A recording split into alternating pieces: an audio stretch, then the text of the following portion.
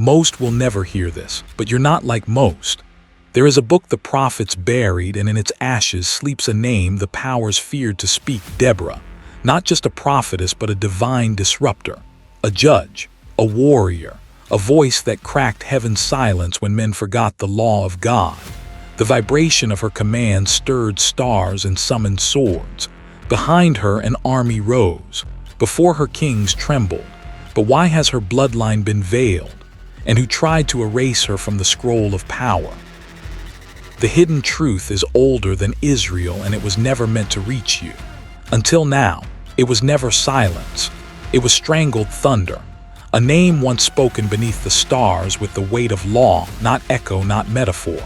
Deborah. Her voice stood where kings kneeled, where armies froze in reverence, where gods leaned in to listen. But you barely heard of her, did you? Not as the firebrand of Israel's spine. Not as the one who ruled when men trembled. Not as the prophetess who judged from under the palm between Ramah and Bethel, the sacred midpoint of agony and awakening. Instead, they gave you a shadow, a softened story. A woman of valor, they said, but only in poetic tones, gentle strokes, the kind reserved for bedtime stories and footnotes. They buried steel beneath silk.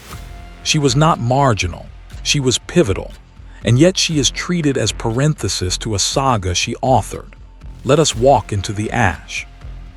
The reason you don't know her full breadth is because the ink meant to carry her name ran dry by force, by fear, by fire.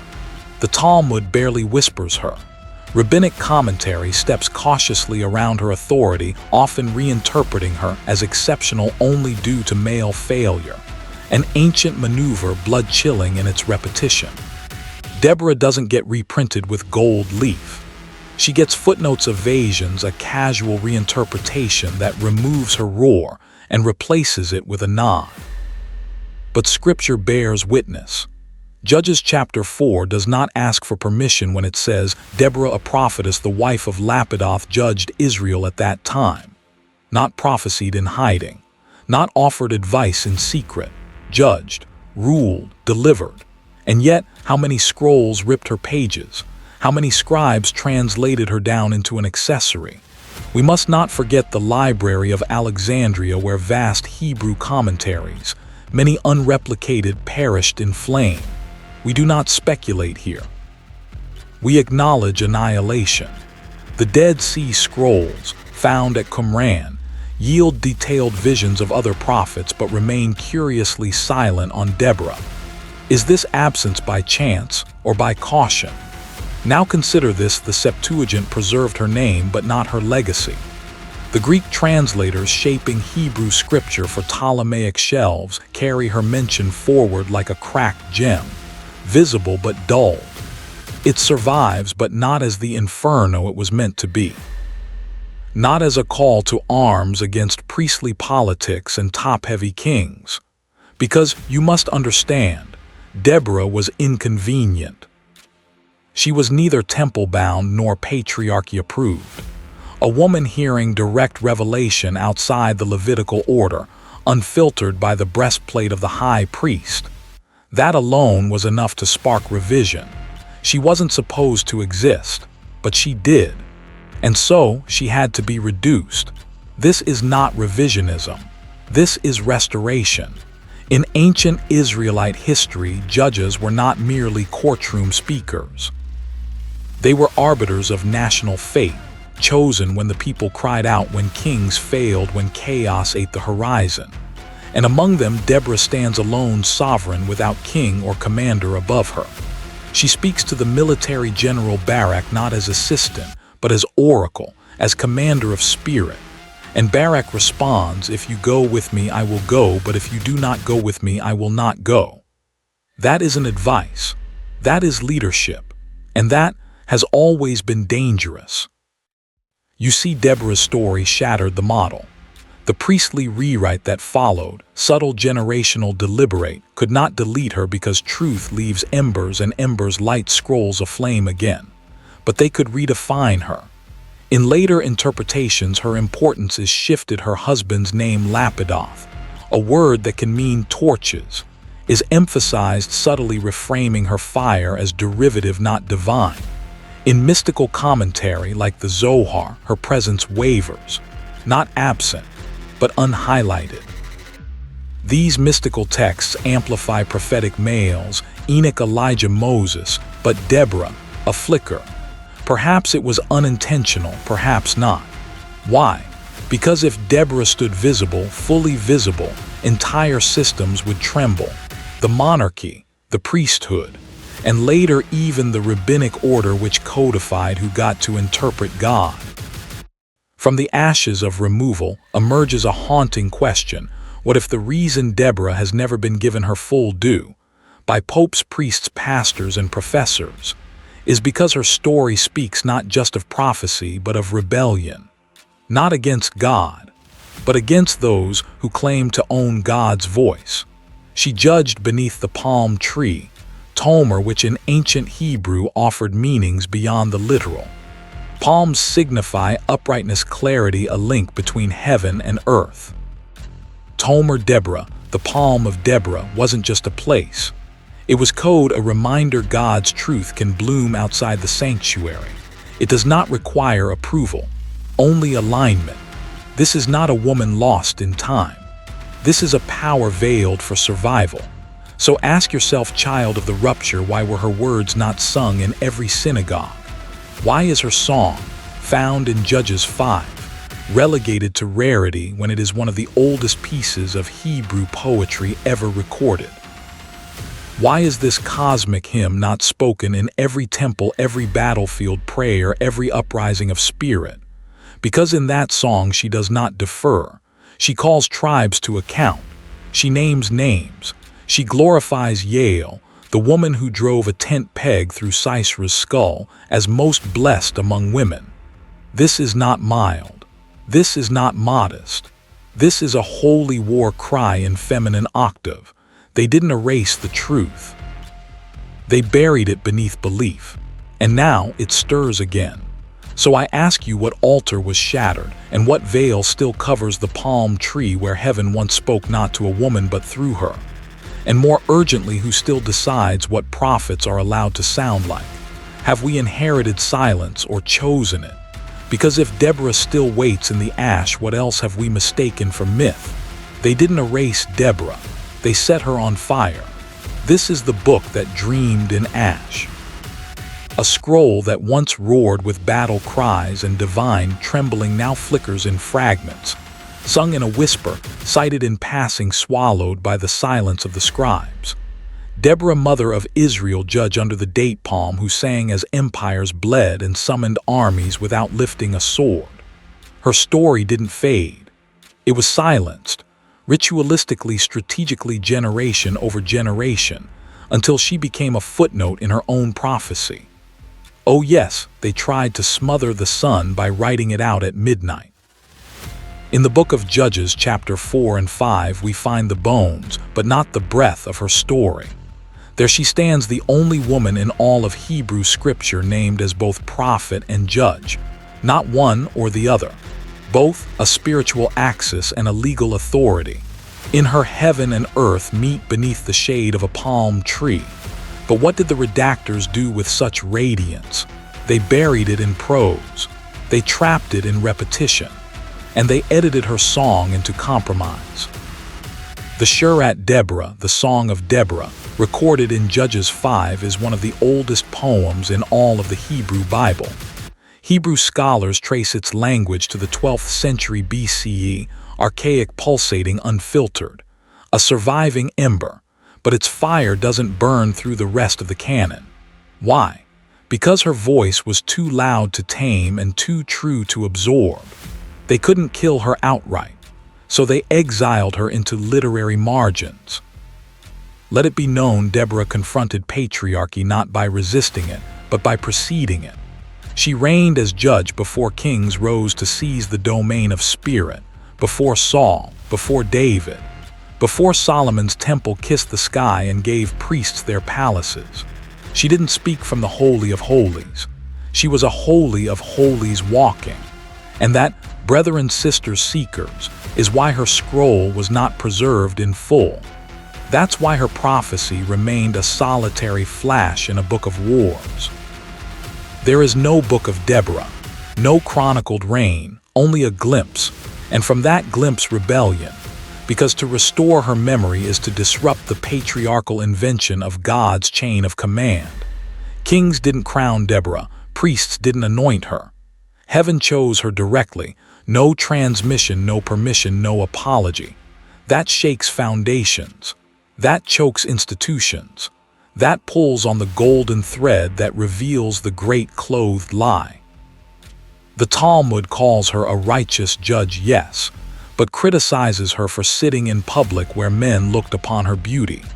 Tractate Megillah 14a recounts her as a powerful woman, yet frames her leadership through the need of men to rise. Even in remembering her, they distort her. They place filters. They crop the holy image. This isn't just misremembering. This is desecration through editorial. Even medieval commentaries like those of Rashi reframe Deborah as more of a spiritual mother than a militant torch. Beautiful, wise, yes, but softened, tempered, made palatable to centuries that could not abide a woman wielding judgment without asking.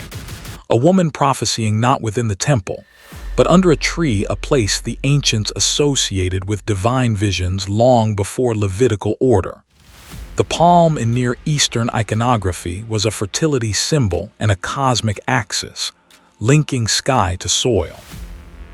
Deborah did not pick a random spot to lead. She sat, as the scripture says, beneath the Palm of Deborah between Ramah and Bethel in the hill country of Ephraim, a liminal zone, a gateway. The palm bears her name because destiny rooted itself in her bloodline. Are you hearing this? Are you catching the prophecy? What was removed was not just a woman, it was a model, an alternate map of power. One where prophecy runs ahead of armies and justice is not a scepter, but a song that strikes down Sisera with maternal vengeance, not military might. One where salvation does not come from monarchy or temple, but from the wilderness vision of a woman bound to Yahweh alone. What would our scriptures look like if Deborah's full scroll had survived the fire? What prayers would we know? What battle hymns, what law codes, what revelations torn from the heavens by eternal feminine fire? Ask yourself, why is there no statue to her in the courtyard of memory? Why is her name not thundered from pulpits that gladly shout David, Solomon, Josiah? Because power fears what Deborah embodies, not exception but precedent. When the Book of Kings was canonized, when Ezra and the Scribes stitched back the memory of exile, they did not include her voice among the chronicles of Israel's monarchy. Why? Because she stands as a mirror reflecting the raw truth Israel once walked with the voice of a woman as its shepherd. Not beside her, not beneath her, behind her in awe. We carry the ash of scrolls that once carried her fullness. We carry the grief of what citation cannot revive. But even in fragment, her light bleeds through. Into revolution songs, liberation theology, feminist midrash, and every trembling soul who dares to kneel beneath the date palm and listen. So I ask you, what if your sacred inheritance includes erased prophets and stolen scrolls? What if the story you've lived was edited? And what will you do now that you've begun to remember? It was never a legend. It was a warning.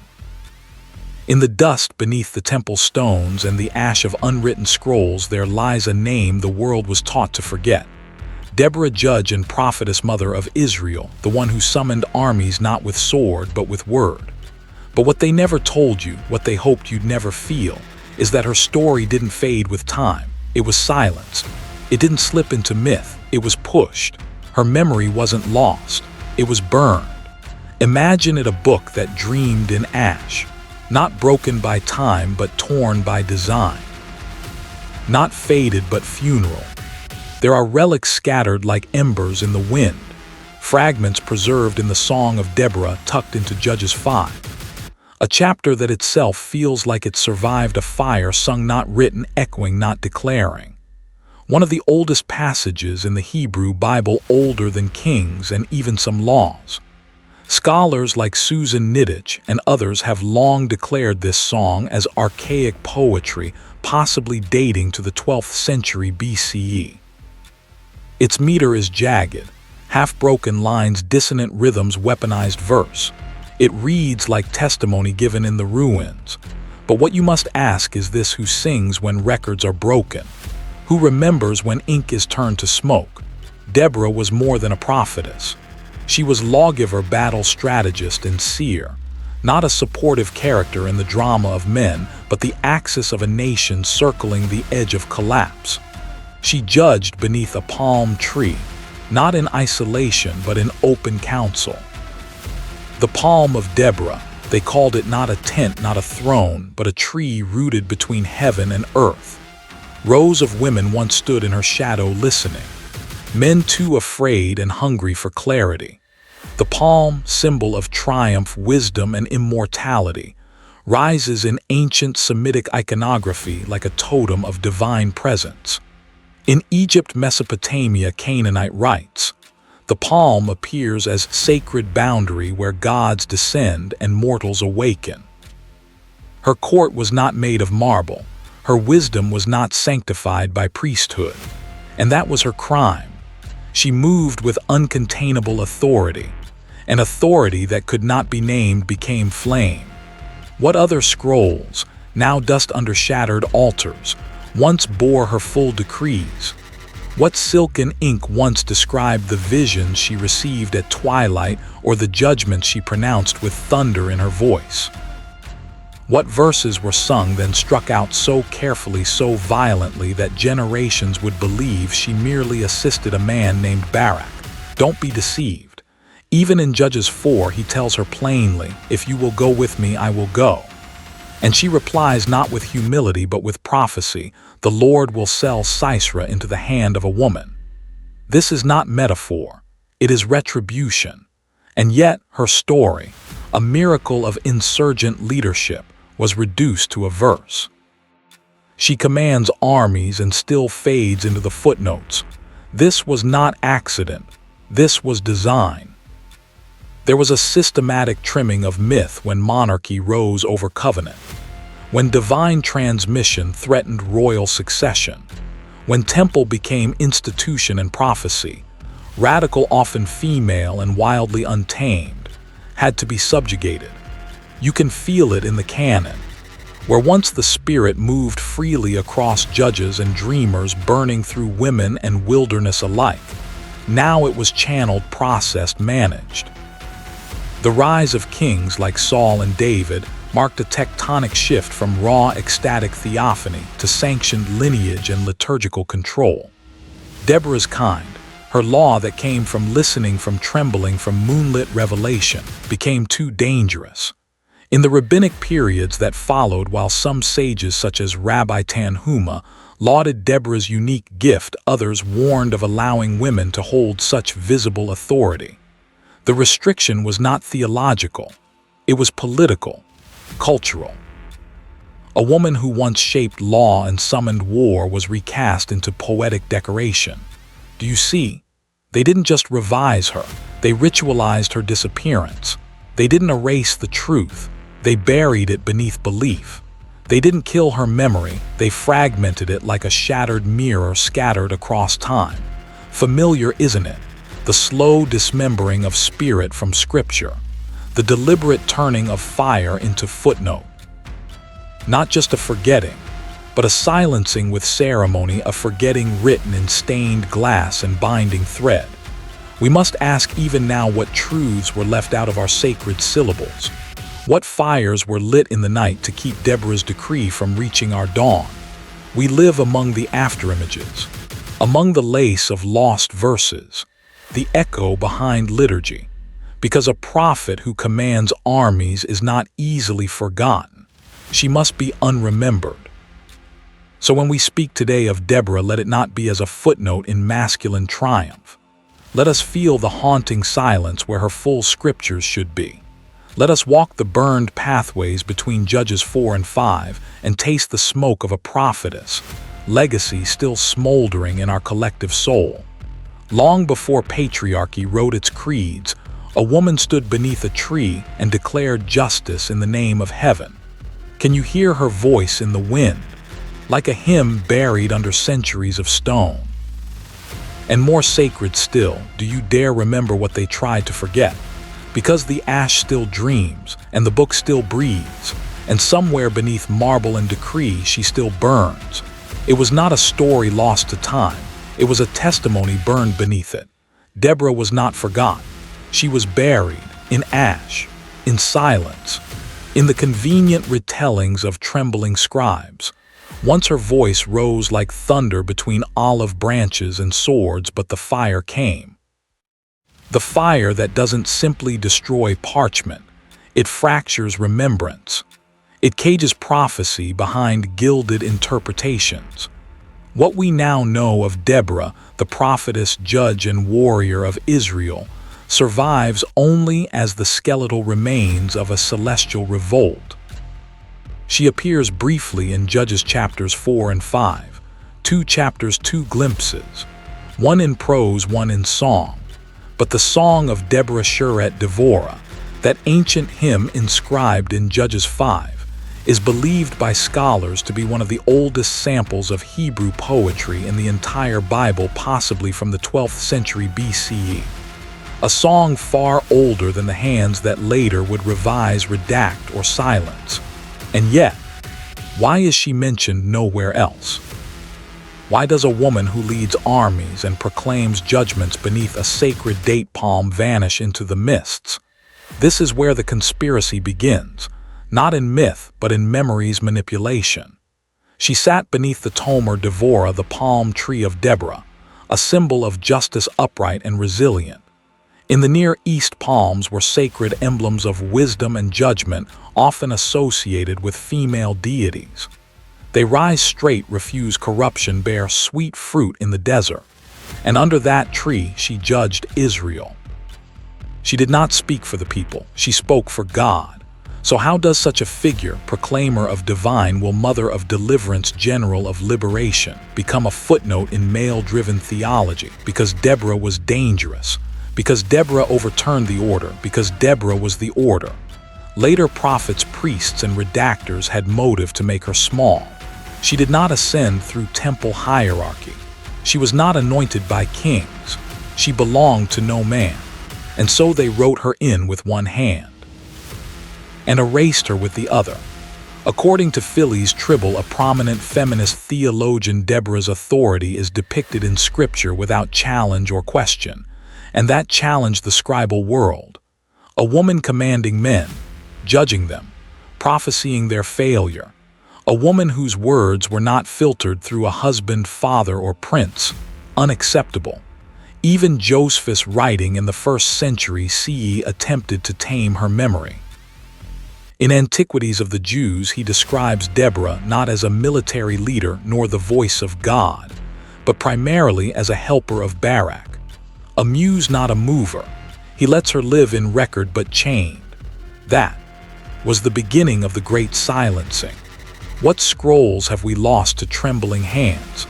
How many temple fires, how many Babylonian sieges, how many Roman torches scorched the rest of her songs? Songs never transcribed, judgments never preserved. If Mosaic law was carved in stone, Deborah's judgments were chiseled into time. And time, beloved, is more easily erased. Some scholars believe that Judges as a text was compiled and redacted during the monarchical period, between the 10th and 6th centuries BCE, a time when centralized power, male priesthood, and temple-sanctioned narratives began to crystallize. In this age of consolidation, the memory of a woman leading the 12 tribes outside the axis of kingship and priestly line was an embarrassment, a threat, a divine anomaly. So they kept just enough of her to mention but not to ignite. And still, the fragments remain. Villages were deserted in Israel until Deborah arose, a mother in Israel. Judges 5:7. That verse alone carries the quiet thunder of repressed scripture. She does not call herself a queen, she calls herself a mother, not by birth but by spirit, an intercessor between heaven and war. And yet, we do not speak of her on feast days.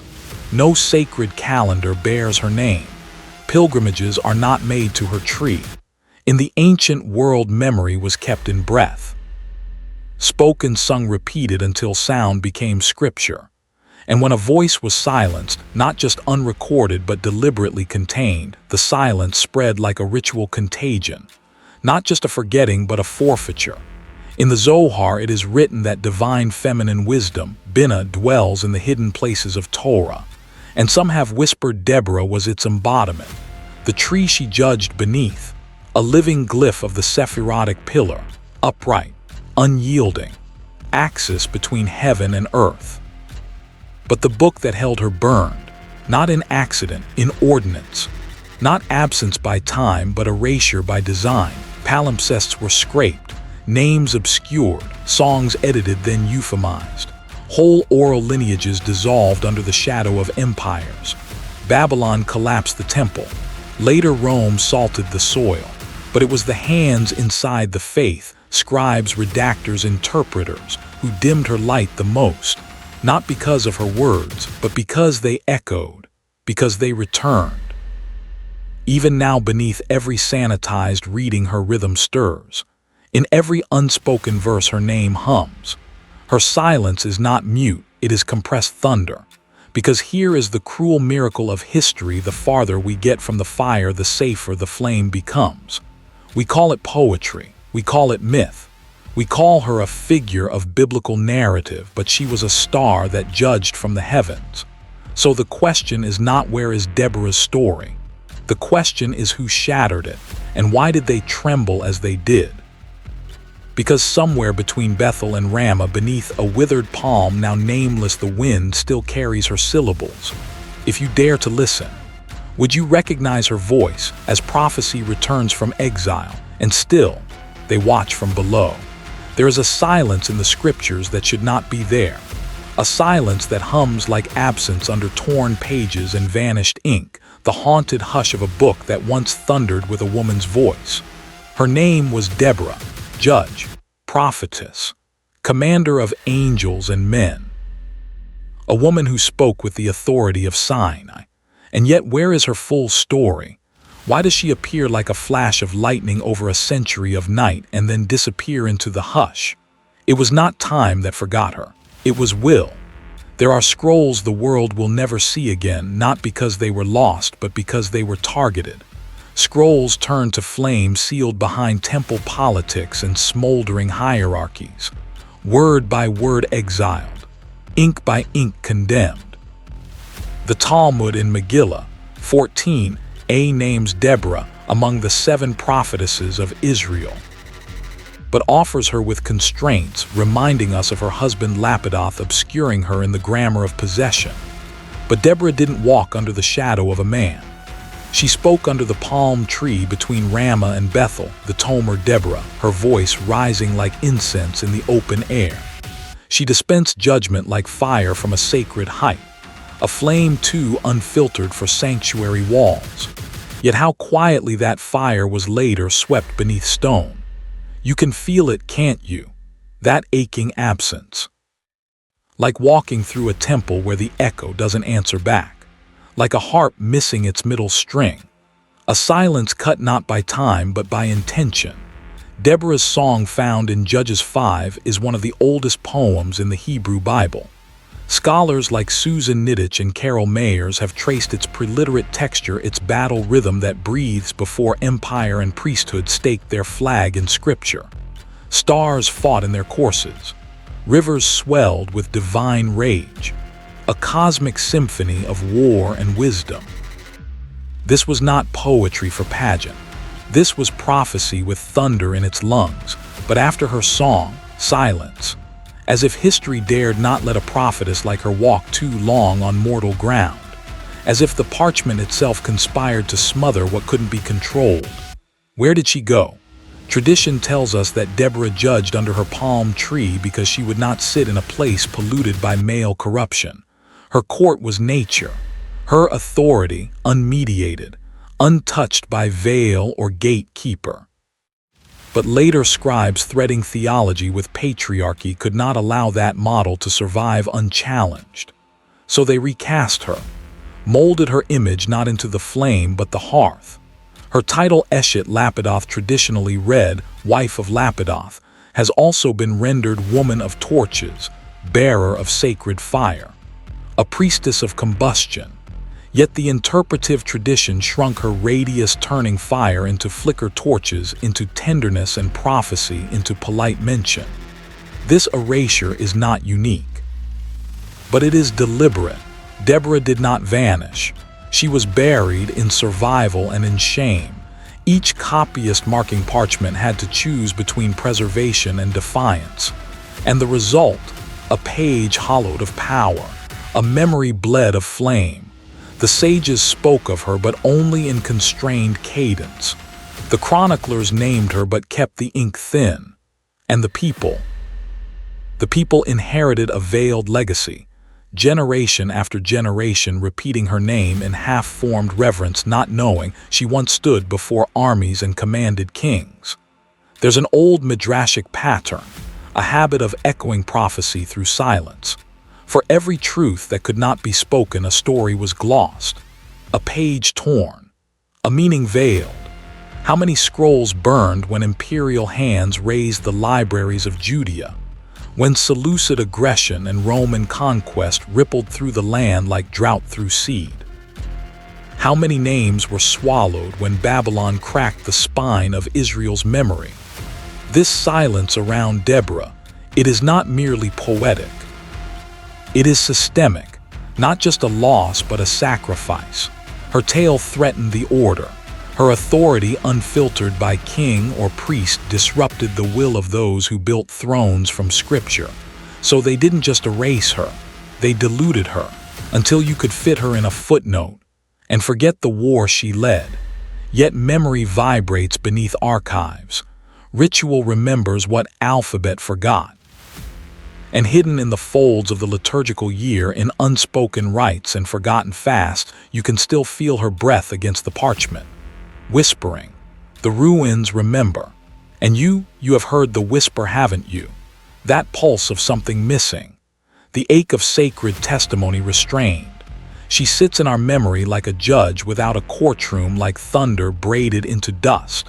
They burned her legacy to preserve peace, refined her voice until it was unthreatening, forgettable by design. But peace built on the silencing of prophets is no peace at all. It is quiet disobedience to truth, an altar assembled from erased names and buried flames. Ask yourself, what justice was lost when Deborah's full flame was hidden? What battles were never fought because her name was left unspoken?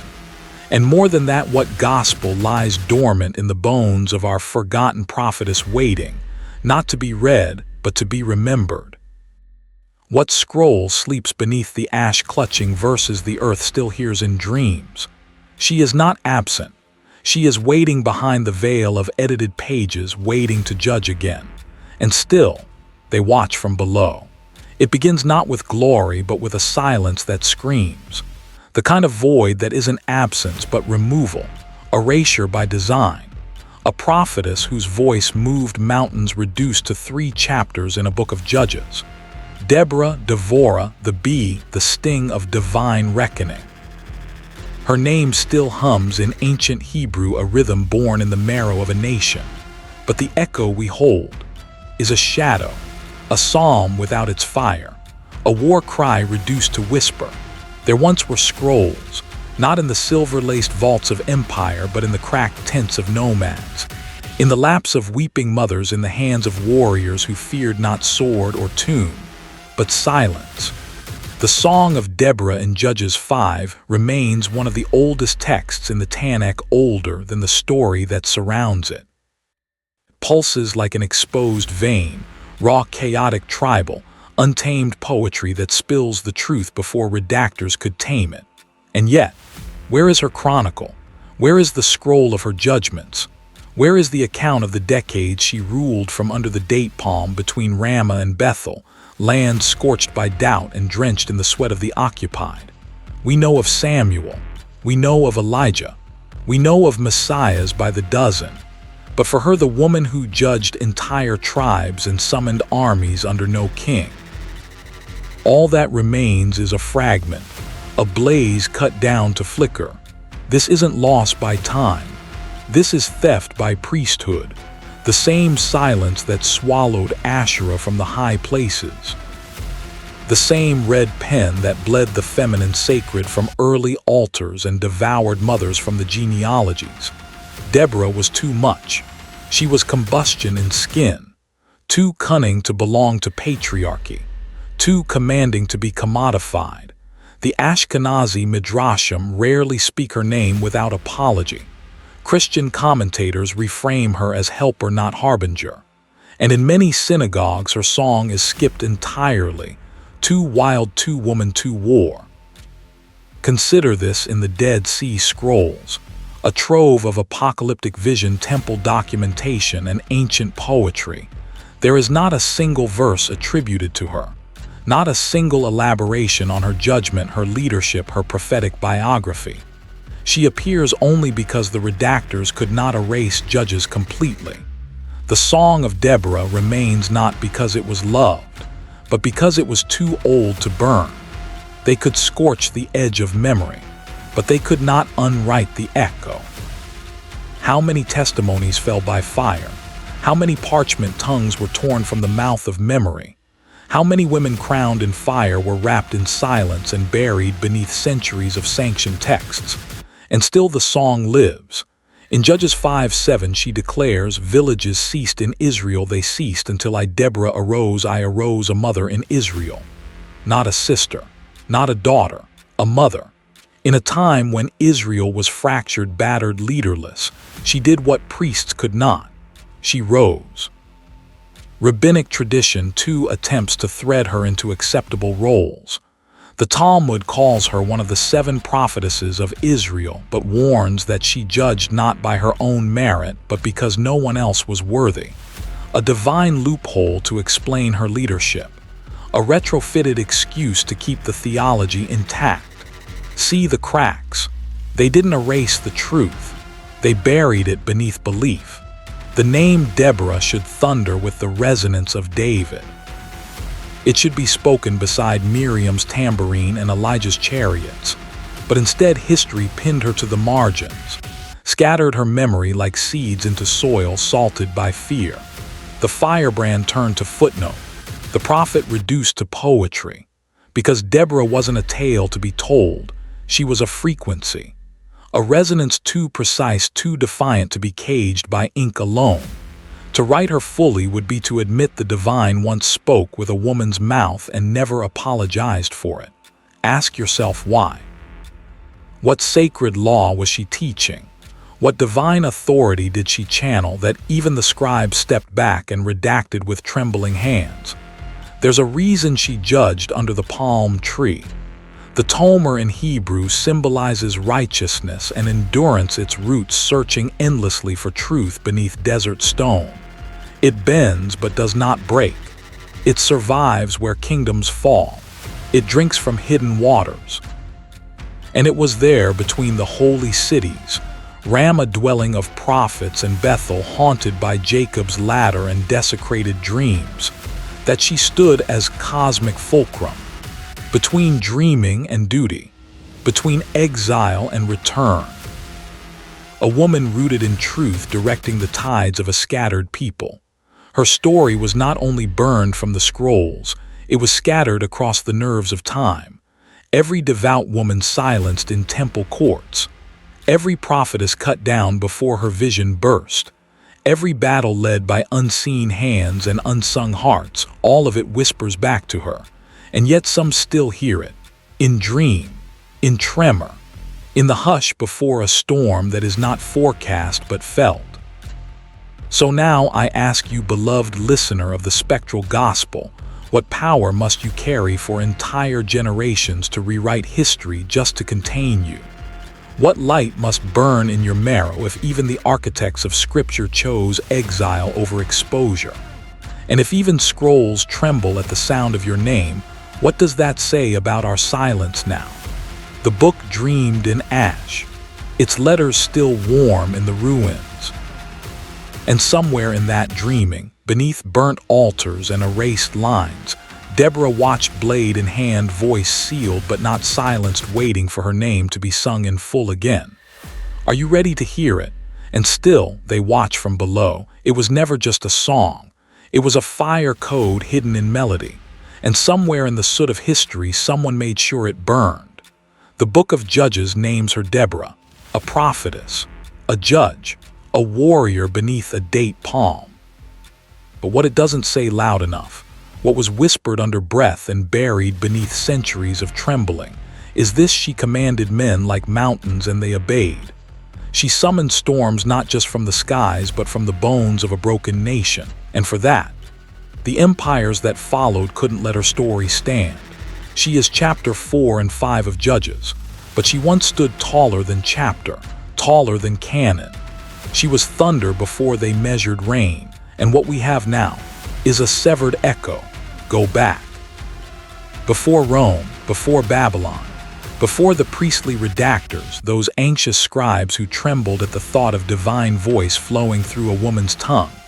Before the oral tradition was captured in script, there were scrolls, and before there were scrolls, there were songs.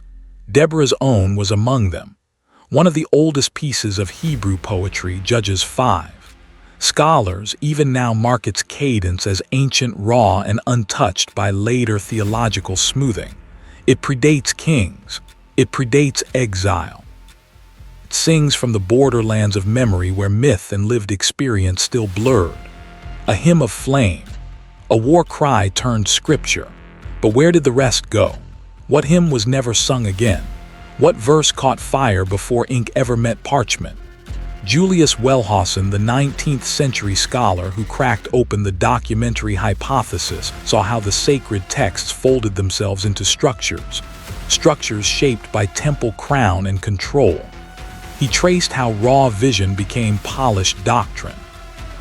Patterns emerged, women prophets recast as anomalies, warrior queens forgotten. The Exodus becomes Moses's domain. The throne becomes David's. But Deborah, she is compressed into 2 chapters. When her voice once split mountains, you think erasure is just deletion. No, sometimes it's not what's missing, it's the shape of what should have been there. The absence has contour, texture, intentionality. Sometimes the hands knew exactly what they were doing. Sometimes the silence is choreographed. Babylonian captivity tore the Israelites from their homes, yes, but also from their oral traditions. The body was exiled, the breath scattered. The songlines, those sacred strands passed mouth to mouth, grandmother to child, were fractured. And when the builders of the Second Temple returned, they rebuilt the walls, but the voice, they chose which echoes were allowed back over the threshold. The scribes, the Sopharim, became gatekeepers of memory. They gave us liturgy. They gave us law, but they were not neutral. They wielded silence like a blade. Anything divine, feminine, and armed, that stayed buried in ash. Deborah the commander becomes Deborah the quaint judge. Deborah the military strategist becomes Deborah the moral voice in a lawless time. But somewhere along the way they stopped calling her what she was: a mother of flames, a seer commander, a storm housed inside human skin. She raised her voice, and empires flinched. When she summoned Barak to war, he said he would not go without her. Judges 4:8. Buried like a trembling heartbeat between the lines. Why would a general demand the presence of a prophetess, unless her words summoned not just armies but alignment? Unless her presence bent the latticework of fate itself toward victory? Unless she was the key to heaven's turning? But the fire was not allowed to spread. As Israel's identity crystallized into priesthood and purity codes, as patriarchs inscribed authority into the temple marrow, the stories of women who led, who judged, who wielded heaven's weight were thinned. Erased not with blades but carefully, feather by feather, until all that remained was a silhouette. Jephthah's tragic vow, preserved. Samson's lust and riddles, elevated, but Deborah, whose very leadership fractured male dominance, was filed under curiosity, or worse, anomaly. Philo of Alexandria, writing in the Hellenistic murmur between Torah and Temple, described female prophets with a tone of surprise wrapped in exception, as if their existence bent the law of cosmic gravity. By then the divine feminine had already been quarantined, eliminated from the mainframe. What stories might have survived smuggled into exile, hidden in the folds of night scrolls, burned in library fires no one bothered to chronicle? What records, inked by women with trembling hands and firm resolve, went up with the temple's last cries? What songs turned to ash before they ever found form? Silence became preservation, and over time Deborah became a whisper, a scriptural ghost, a shadow standing between the lines. But memory has its own bloodstream. In the realm of spiritual architecture, nothing truly vanishes. What is torn from the text lingers in vibration, in the child's question, in the eyes of those who feel without knowing why, in the spaces between verses she haunts still, in the crack of thunder that arrives too early, in the pause before a woman raises her voice, in the soul's echo, you have been here before, in the collective memory of fire she never left. Her remnants linger not just in Judges 4 and 5, but in every pulse that breaks containment, every rising that begins without permission, every murmur that grows into movement. Her silence is not absence, it is suppressed thunder. So now, centuries later, in a world still rearranging its testimony, when we crack open the book, do we read its words? Or do we hear its scars? What would it mean if the fiercest general Israel ever knew wore no armor, held no title, but bent kings with verbs, marshaled legions with breath, and was scrubbed from memory not because she failed, but because she succeeded too bright for the shadows of empire? What if Deborah was not the exception, but the original template, and they erased her, so you would never recognize the sound of your own power when heaven stirred it in your throat? And still, they watch from below.